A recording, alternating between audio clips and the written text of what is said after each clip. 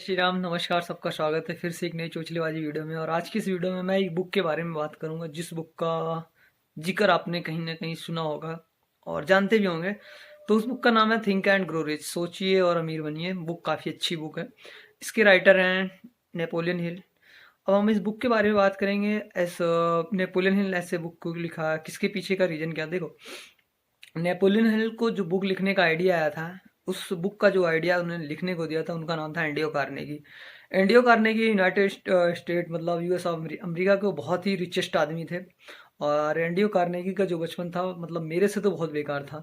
मतलब बचपन में उस इंसान को काम करने की ज़रूरत पड़ गई कॉटन मिल में, खाने के लिए, रहने के लिए, इन सब चीज़ों की वजह से। फिर ऐसा क्या था कि एंडियो कार्नेगी ने इतने बड़े, मतलब दुनिया के सबसे पहले अगर बोला जाए तो अमीर इंसान वही बने थे, मतलब मिलीनियर विलीनियर जो भी था। सबसे पहले एंडियो कार्नेगी बने थे। तो एंडियो कार्नेगी किस चीज़ थे, नेपोलियन ने। तो एंडियो कार्नेगी बचपन से लेके मतलब कॉटन मिल में कपड़ा, मतलब मजदूरी करने वाला इंसान बात कर लें तो वो एक बहुत ऊंचाई को छुआ। उसने ये यूनाइटेड स्टेट स्टील, मतलब उसका स्टील का प्लांट था। फिर धीरे धीरे उसने रेल में आया, तेल में आए।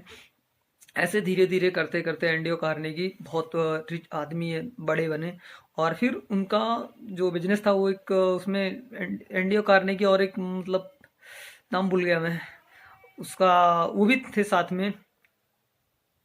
नाम भूल गया, पूरा पूरा याद नहीं आ रहा है। अगर याद करेंगे तो फिर वीडियो लंबी हो जाएगी। तो देखो ये ऐसे कुछ आइडिया। तो बट एंडियो कार्नेगी जो थे, नेपोलियन हिल को बताया कि आप मेरे लिए एक काम करो, वो सिर्फ एक बुक लिखो। और नेपोलियन हिल ने वैसे बहुत अच्छी अच्छी बुकें लिखी हैं उन्होंने। और ज़्यादातर सब इसी चीज़ पे हैं, पैसे के बारे में, आपके माइंड सेट के बारे में।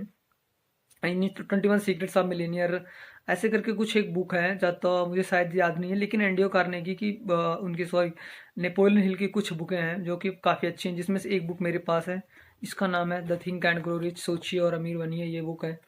और ये बुक बेस्ट सेलर रही है। और एंडियो कार्नेगी ने 30 साल के अपने अनुभव में तो इस बुक के बारे में बताया। तो जो नेपोलियन हिल थे उन्होंने लिखा। और इस बुक को लिखने के लिए लगभग 1-2 साल नहीं, 30 साल लग गए। लगभग 30 साल, 30 साल ऐसे लगे कि जो नेपोलियन हिल थे वो 300 लगभग लोगों का, जो टॉप सक्सेसफुल लोग थे, पैसे एथलीट्स, मतलब उस टाइम पे 300 सक्सेसफुल लोगों की इंटरव्यू लिए, उसके बाद इस बुक को उन्होंने लिखा। और तब इसमें बुक को, तो एंडियो कार्नेगी जो थे उन्होंने अपने इस बुक में कैसे एक जमीन से उठकर बंदा इतना बड़ा अरबपति बनता है अमेरिका का, उन्होंने इस बुक के बारे में बताया कि जैसे उन्होंने मतलब वो सारी चीज़ें बताई कि जो एक सीक्रेट होता है, तो वो कौन सा सीक्रेट है, कैसा सीक्रेट है, वो सब इस बुक में बताया गया। तो धीरे धीरे फिर एंडियो कार्नेगी के कहने पे नेपोलियन हिल ने बहुत सारे लोगों का इंटरव्यू, लगभग 300 लोगों का इंटरव्यू लिया। फिर इंटरव्यू लेने के बाद फिर इस बुक को पब्लिश किया, इस बुक को लिखा। तो नेपोलियन हिल एक बहुत अच्छे राइटर थे। नेपोलियन हिल उस टाइम पे इतनी बुक बिकी, इतनी बुक बिकी कि नेपोलियन हिल भी मिलेनियर बन गए, जो इस बुक के राइटर थे। तो देखो इस बुक का जो मतलब सेल्फ हेल्प बुक है ये, एक तरीके से ये देखा जाए तो। मैं आपको थोड़ा बता देता हूँ। इस बुक में लगभग 307 पेजेज हैं। और अच्छी बुक है, ज़्यादा महंगी नहीं है। वैसे पढ़ना चाहिए। लोग बोलते हैं बुक पढ़ने से अमीर थोड़ी कोई बनता है। बात तो सही है कि बुक पढ़ने से कोई अमीर नहीं बनता, लेकिन गुटखा खाने, दारू पीने, गांजा पीने, फालतू फालतू पैसे खर्च करने से लोग जरूर अमीर बन जाते हैं। इससे क्या है कि ना, देश की इकोनॉमी चल जाती है, बन जाती है। लोग गुटखा बेचना बंद कर देंगे, अब खाना बंद कर देंगे और दारू पीना बंद कर देंगे, तो देश की इकोनॉमी रुक जाएगी। क्योंकि डिमांड है तो सप्लाई तो होनी ही होनी चाहिए। अगर सप्लाई नहीं आएगी तो फिर प्रॉब्लम आएगी। तो इसका बहुत सारा फ़ायदा उठाते हैं। बुक को पढ़ने से सारा कुछ भी फायदा नहीं होता। मेरा तो कुछ भी आज तक फायदा नहीं हुआ, एक पैसे का भी फायदा नहीं हुआ। तो इसलिए मैं भी कहता हूँ कि बुक पढ़ने से कोई फायदा नहीं है।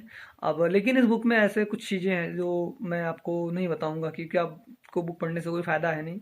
आप पढ़ भी लेंगे तो कोई ज़्यादा असर नहीं पड़ेगा। तो पढ़ना चाहिए नहीं चाहिए, आप कमेंट, नीचे कमेंट में बता देना। बुक सब पढ़ने से कोई फ़ायदा नहीं होता, बस ऐसे ऐसे गांजा वांजा पीजिए। तो देखो इसमें जो कुछ है, आपको मैं एक बार इसकी जो वो है इंडेक्स है वो बता देता हूँ। विशेष सूची इसमें क्या है, मिलेगा ही नहीं, मिल गया। लेकिन इसमें देखो ज़्यादा दो पार्टों में ये बुक है। इसमें 15 अध्याय हैं टोटल। सबसे लास्ट है डर के 6 भूत। मतलब डर के क्या है, 6 भूत। इसमें हाँ, फियर, इमोशंस, इन सब चीज़ों के बारे में बताएगा कि कौन सी ऐसी चीज़ें जो ज़्यादा इमोशनल होती हैं। जैसे डर, किसी को ऊंचाई से डर, किसी को गरीबी का डर, किसी को पैसे खोने का डर, और किसी को गरीब रहने का डर, किसी को अमीर बन जाने के बाद उसके पैसे खोने का डर, तो ये सब सारी चीज़ें होती हैं। तो बस यार आज की इस चोचलेबाजी वीडियो में यही इतना। तो उम्मीद करते हैं कि वीडियो थोड़ी बहुत बेकार बनी होगी और थोड़ी बहुत अच्छी बनी होगी, तो कोई बात नहीं, अच्छी बेकार तो चलता रहेगा, बट मेरा काम है 365 दिन चोचलेबाजी वीडियो बनाना, तो बनाएंगे भाई, कोई दिक्कत नहीं है इससे। बट आपका क्या सीन मुझे नहीं पता। Thank you so much, love you all, जय हिंद।